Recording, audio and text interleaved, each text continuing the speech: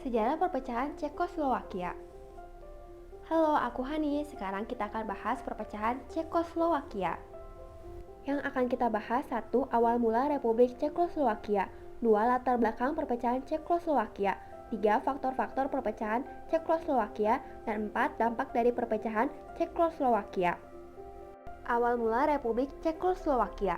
Sebelum nama Cekoslowakia, negara ini terkenal dengan nama Bohemia karena di wilayah tersebut ada banyak pendatang dari suku Bolen.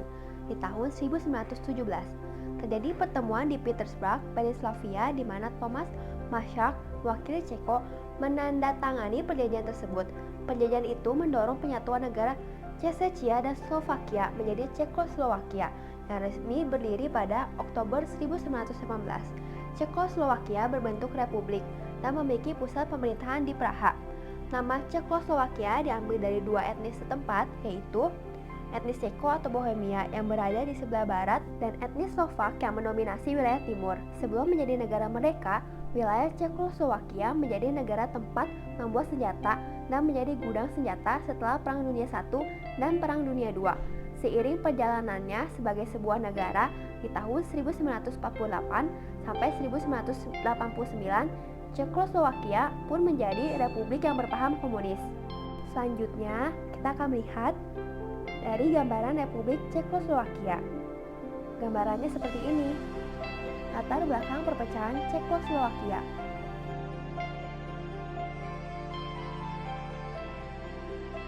Selain memiliki paham komunis, Cekoslowakia melakukan politik tangan besi, menggambarkan rezim kepemimpinan yang keras dan kejam, hanya kepada pihak-pihak yang dianggap membahayakan kepentingan pemerintah. Agama berada di bawah kendali pemerintah, ditambah penangkapan pihak-pihak yang dianggap anti pemerintah. Meski awalnya merupakan negara yang maju, lama-kelamaan Cekoslowakia mengalami kemunduran karena ekonomi yang terpusat. Hal ini mendorong timbulnya gagasan dan tuntutan kepada pemerintah, salah satunya dari Alexander Dubček. Pada tahun 1968, Dubček yang pereformasi terpilih menjadi sekretaris tertinggi Partai Komunis. Ada beberapa kebijakan yang diperlakukan Dubček. Salah satunya adalah melonggarkan pengawasan terhadap media. Periode reformasi ini sering disebut dengan nama Musim Semi Praha, yang berlangsung pada tanggal 5 Januari 1968 sampai 21 Agustus 1968. Hal-hal yang dilakukan oleh Dubček ternyata mengundang rasa tidak suka dari Uni Soviet. Karena pendukung ideologinya berkurang, Uni Soviet akhirnya menginvasi Cekoslowakia bersama beberapa negara lainnya pada tanggal 21 Agustus 1968.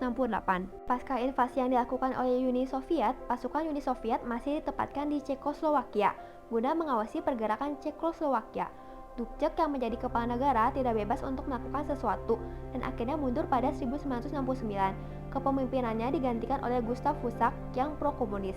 Di tahun ini juga sistem administrasi Cekoslowakia dimodifikasi menjadi sistem federal yang terdiri menjadi dua negara federasi bagian, yaitu pertama ada Republik Sosialis Ceko dan yang kedua ada Republik Sosialis Slovakia.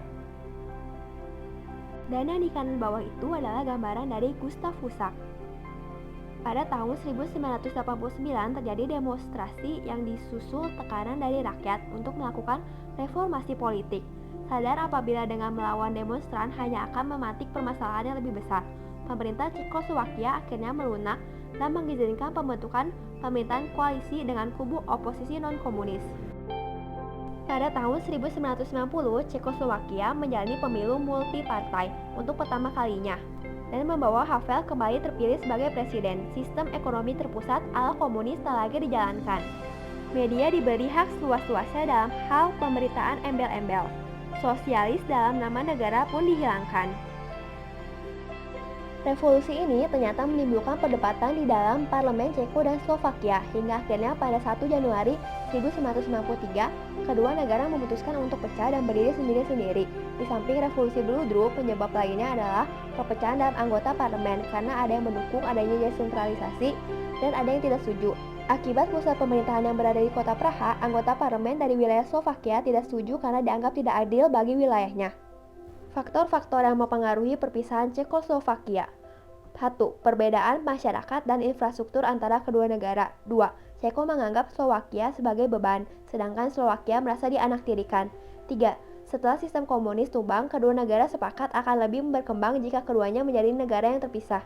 Dampak perpecahan Cekoslowakia. 1. Munculnya kebebasan politik di negara Ceko dan Slowakia. 2. Terbukanya arus informasi di kalangan masyarakat Ceko dan Slovaki. 3. Berkembang sistem demokrasi liberal di kalangan masyarakat Ceko dan Slowakia. Sekian videonya. Terima kasih, semoga bermanfaat.